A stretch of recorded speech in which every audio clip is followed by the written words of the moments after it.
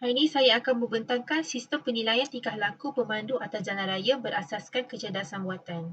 Jadi fokus projek adalah untuk membangunkan sistem untuk menilai tingkah laku pemandu di jalan raya berdasarkan kecerdasan buatan. Sistem ini bertujuan untuk membantu pemandu menilai prestasi pemanduan mereka dan meningkatkan kesedaran tentang tingkah laku mereka di jalan raya. Jadi penyataan masalah adalah isu tingkah laku pemandu yang berisiko.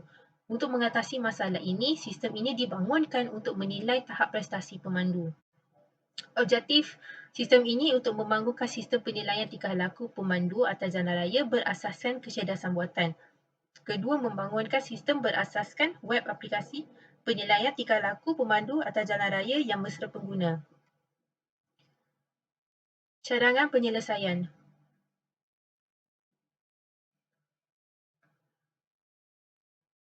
Cadangan adalah untuk membangunkan sistem penilaian tingkah laku pemandu berdasarkan kecerdasan buatan. Sistem ini menggunakan pembinaan model TSK-FIS, iaitu sistem inference fuzzy jenis 1 Takagi Sugenokang, monoton yang menggunakan kaedah dipacu data. Pendek kata, sistem ini akan mengira kekerapan kesalahan pemandu atas jalan raya dan menilai tahap prestasi pemandu tersebut sama ada pemandu itu berisiko atau tidak. Jadi pembangunan model. Pengumpulan data diperoleh oleh Lopez pada 2018 iaitu data benchmark. Dan data ini terdapat 200 data dan contoh kat sini adalah kekerapan kesalahan pemandu. Contohnya intense brake. Berapa kali pemandu tu membuat kesalahan intense brake iaitu 7 kali. Berapa kali seterusnya macam sudden start, berapa kali kekerapan yang pemandu tersebut membuat kesalahan iaitu 3 kali dia tiba-tiba sudden start dalam distance 7. Dan final score ini adalah outputnya. So kat sini adalah 8 input data dan sini adalah 1 output. Pra-pemprosesan. Sistem ini hanya menggunakan 2 input dari 8 input kesalahan tingkah laku pemandu iaitu input abrupt steering dan steering mendadak. Jadi dekat sistem ini hanya guna 2 input sahaja. Dan data input output ini adalah sebagai data latihan. Train data. Kemudian data latihan ini akan diskalakan ke dalam julat 0 hingga 1 untuk memastikan semua data berada dalam julat yang seragam dan memudahkan pemprosesan selanjutnya. Untuk sistem ini, data latihan hanya menggunakan sebanyak 20 data sahaja. Seperti kita lihat, saya hanya menggunakan sudden start dengan abrupt steerings dan outputnya. Jadi, pembinaan model Carbo. Untuk pembinaan ni, kita menggunakan 3 degree of membership function iaitu safe, aggressive dan very aggressive. Di sini menggunakan bentuk trapezium. Jadi 3 degree of membership dan 2 input variable equals to 9 rules generated. Dalam sistem ini akan berlakunya dan algoritma tersebut akan berlakunya kekuatan penembak firing strength. Firing strength merujuk kepada tahap atau kekuatan keahlian set Carbo berhubung dengan nilai atau input tertentu. Kekuatan menembak biasanya diwakili sebagai nilai antara 0 dan 1. Di mana 0 menunjukkan bahawa input tidak sepadan dengan set Carbo sama sekali, manakala 1 menunjukkan padanan sempurna. Dan dalam train data ini akan menghasilkan generate monotonicity constraint, iaitu fungsi ini membantu mencipta peraturan-peraturan yang memastikan sesuatu nilai akan bertambah atau berkurang seiring dengan peningkatan nilai lain. Sebagai contoh, ia seperti peraturan yang membuatkan input data latihan akan bertambah increasing jika output data latihan bertambah increasing. Dan seterusnya, generate boundary constraint. Bahagian ini membantu menghasilkan peraturan-peraturan yang menghadkan nilai-nilai supaya mereka tidak melebihi had tertentu. Contohnya, jika kita sedang mempertimbangkan suhu, peraturan ini boleh membantu supaya suhu tidak menjadi terlalu rendah atau terlalu tinggi. Matriks dan kebolehpercayaan. Semua hasil dari matriks yang dari generate monotonicity constraint dan generate boundary constraint akan disimpankan dalam file bernama number of icons. iaitu 45 mewakili generate monosyllabic constraint dan generate boundary constraint, dan 9 adalah rules aktif.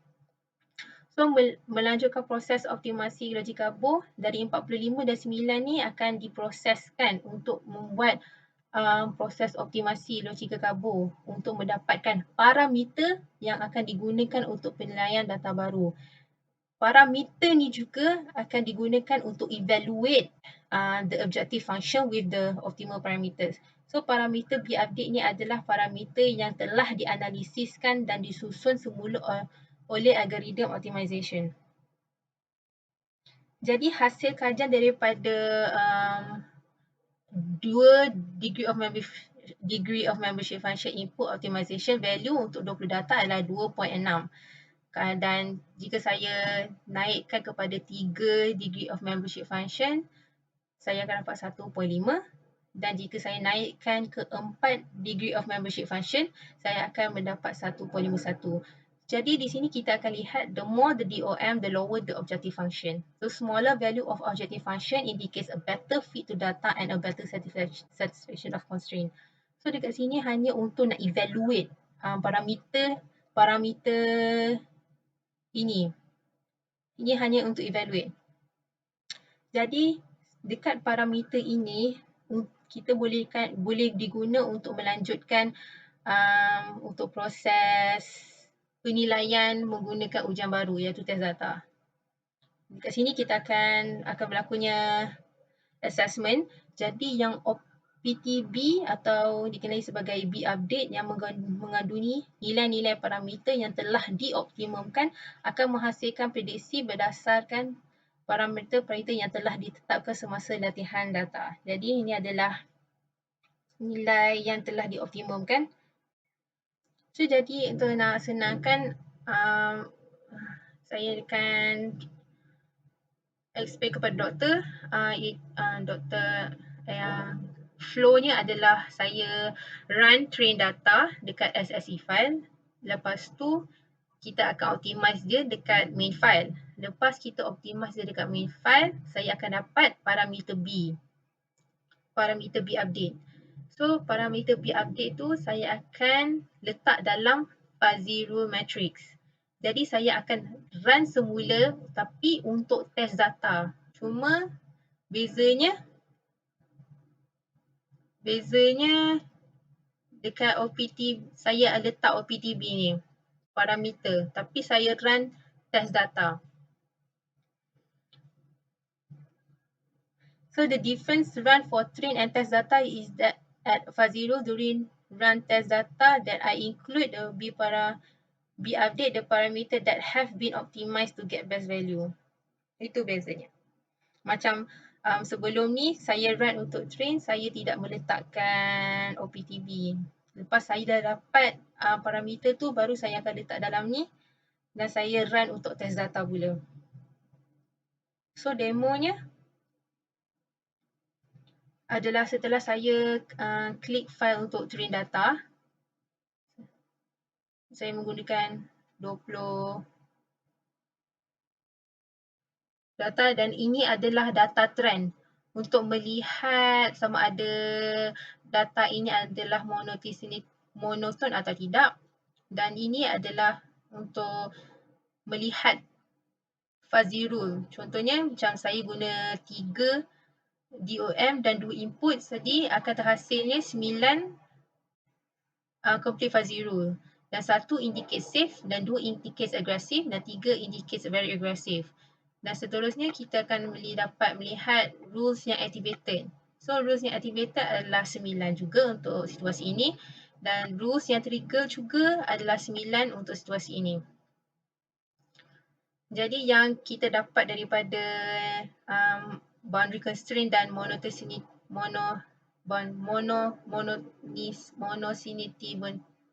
okey, yang dua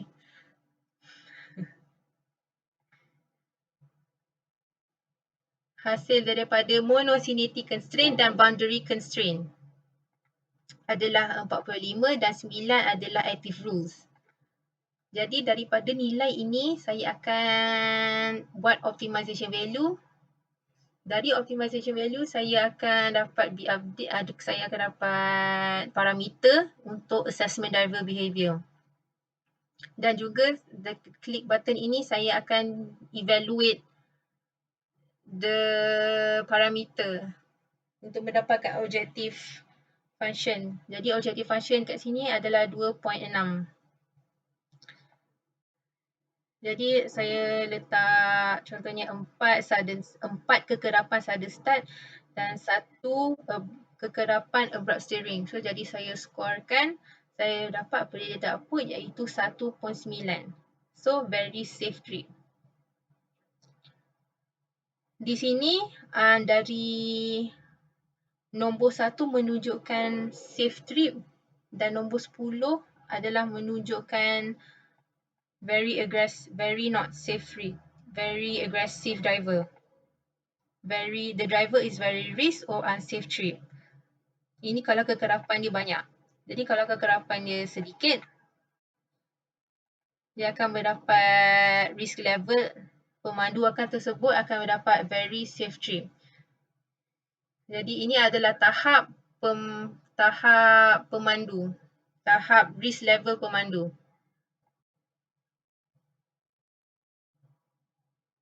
Jadi cadangan penambahbaikan masa hadapan adalah untuk meningkatkan model dan sistem. Perlu berpertimbangkan lebih banyak pemboleh ubah input guna untuk memperluaskan cakupan penilaian dan meningkatkan kecermatan. Jadi maksudnya dari sini kalau contohnya saya ada 8 input data, saya perlu seharusnya menggunakan 8 input data daripada hanya menggunakan 2 input saja untuk mendapatkan a better assessment for the prediction.